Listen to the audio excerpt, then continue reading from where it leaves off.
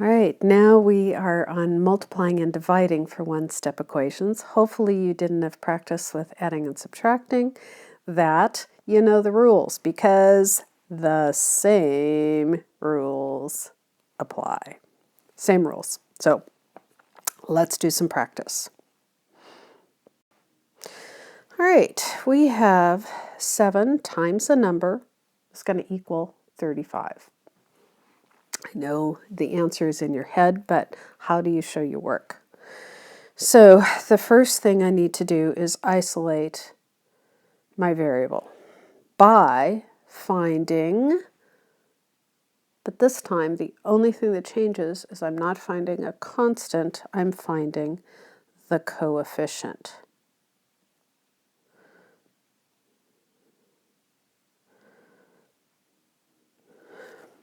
All right, so I want to get rid of that 7 because it's attached to the b. So I'm going to then do the opposite, step 2.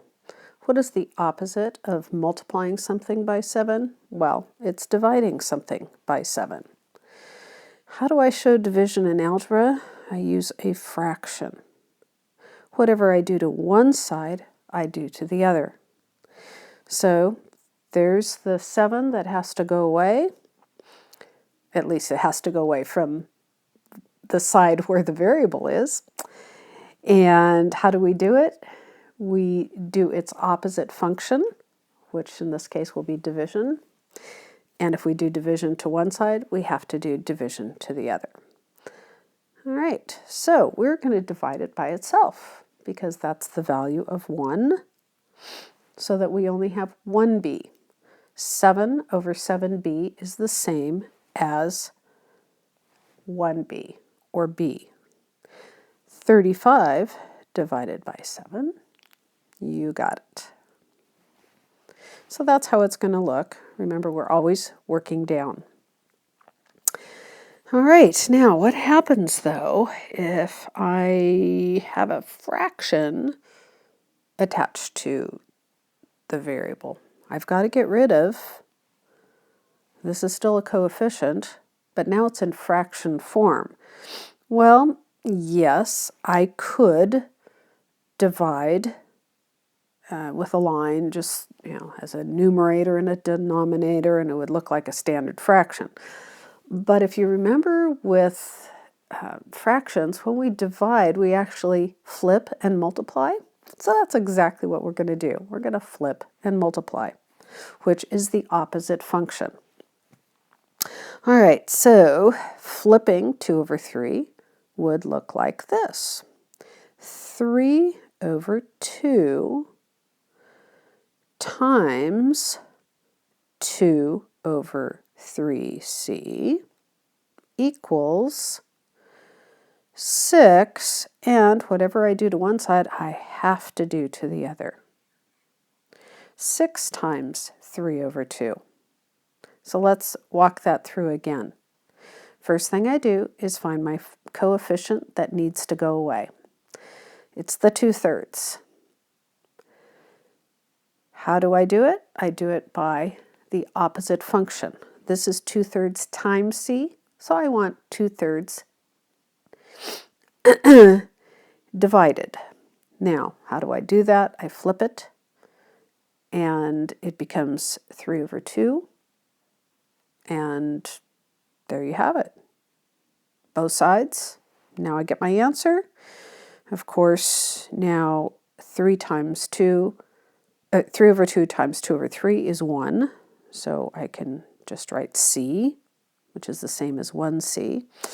And then if you remember doing multiplication, 6 is the same as 6 over 1. The two numerators would be 18. Two denominators would be 2, which of course is the value of 9. Now that's a little bit longer than the other way, but the same exact steps. Do the opposite function.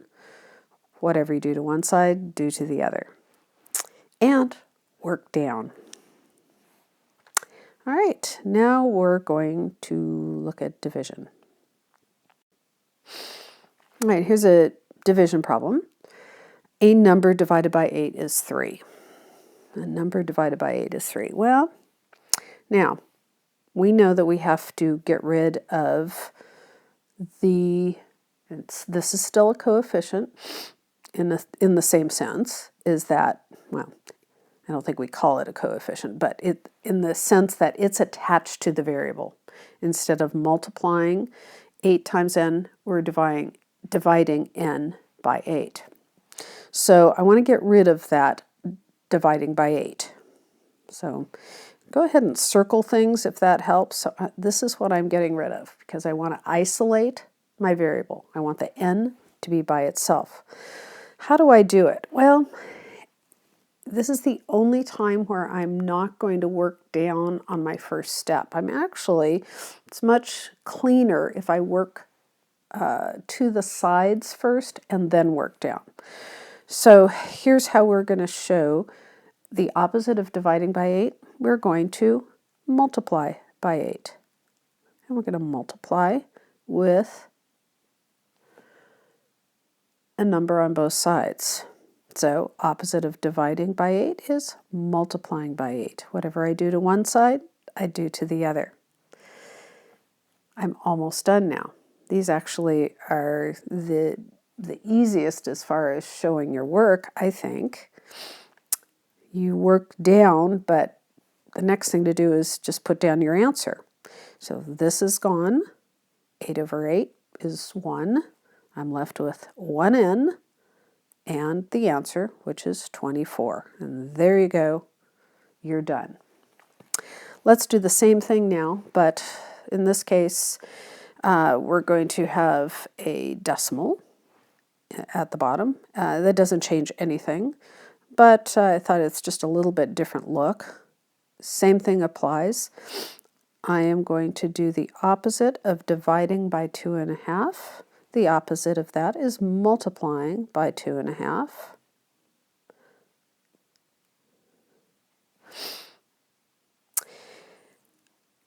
That goes away. Now my x is isolated. 4 times 2.5. Let's use the distributive property to solve that in our heads. 4 times 2 is 8, plus 4 times a half is 2. 8 plus 2 is 10. So there you have it. All right, you just have a couple practice problems on this next slide. 3 of them, 2 multiplication, 1 division. Go ahead and make sure you're working down, and I'll look at your work tomorrow. We're done.